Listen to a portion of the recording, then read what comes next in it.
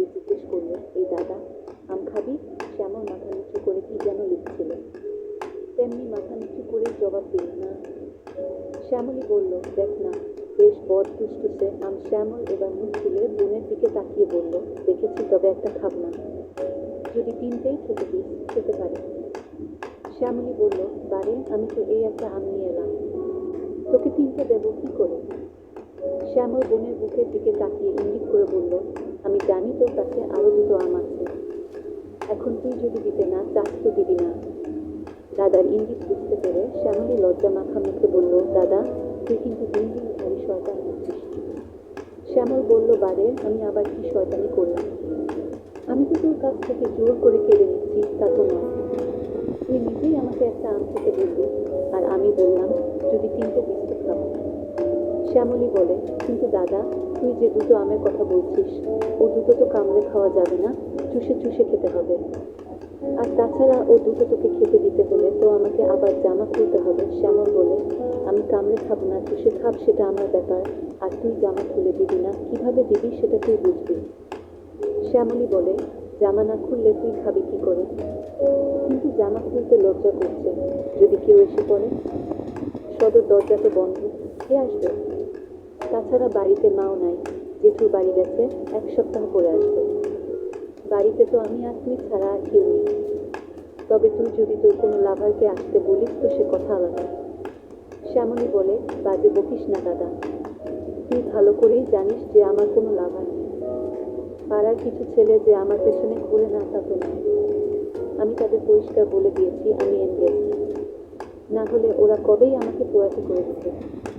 যাক ওসব কথা, তুই ঘরের দরজাটা বন্ধ কর, আমি ততক্ষণে জামা খুলছি। এই বলে শ্যামলী জামা খুললে ঊর্ধ্ববুতে সাদা খাড়া খাড়া ডালিম দুটো লাফিয়ে বেরিয়ে পড়ল। শ্যামল তার অষ্টাদশী যুবতী বোনের নিটোল ডালিম দুটো দুহাতে ধরে টিপে বলল, মৃত্যু, এত সুন্দর ফুসফুসে আম দুটো লুকিয়ে রেখে কিনা বলছিস নেই? শ্যামলী বলে, আমি এসব তো তোর জন্যই যত্ন করে রেখেছি। আমি অনেকদিন থেকেই মনে মনে তোকে আমার স্বামী বলে মেনে নিয়েছি। ঠিক করেছি বিয়ে যদি করতেই হয় তো তোকেই করব। আমার রূপ যৌবন সব তোর হাতে সঁপে দেব, কিন্তু লজ্জায় তোকে বলতে পারি না। আমি তো মেয়ের কাজে এইটুকু তো ভাবতে দিবি যে আমি নিজে থেকে সব কিছু তোকে খুলে দেয়নি। তুই চেয়েছিস তাই দিয়েছি।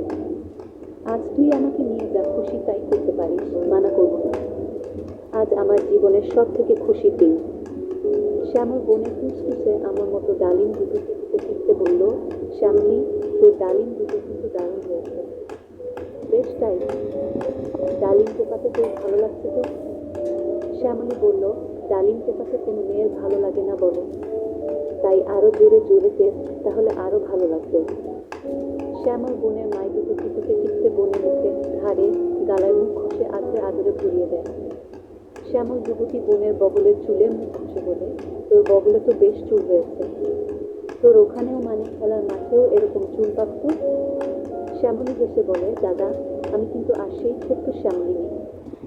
আমি এখন যুবতী, কাজে আমার বগলে যেমন চুল দেখছিস, আমার ওখানেও এমনই ঘন কালো কুচকুচে চুল পাবি।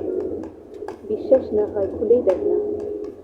এই বলে শ্যামলী দাদার জন্য অপেক্ষা না করেই নিজের প্যান্টি খুলে যুবক দাদার সামনে উলঙ্গ হয়ে গেল। শ্যামল কিছুক্ষণ বোনের খেলার মাঠের দিকে তাকিয়ে অবাক হয়ে দেখে। শ্যামলী মিথ্যা বলে, মাঠে এত ঘন চুল যে খেলার মাঠ দেখাই যায় না, আর মাঠের কামড়ে মেখে গিয়ে চিকচিক করছে।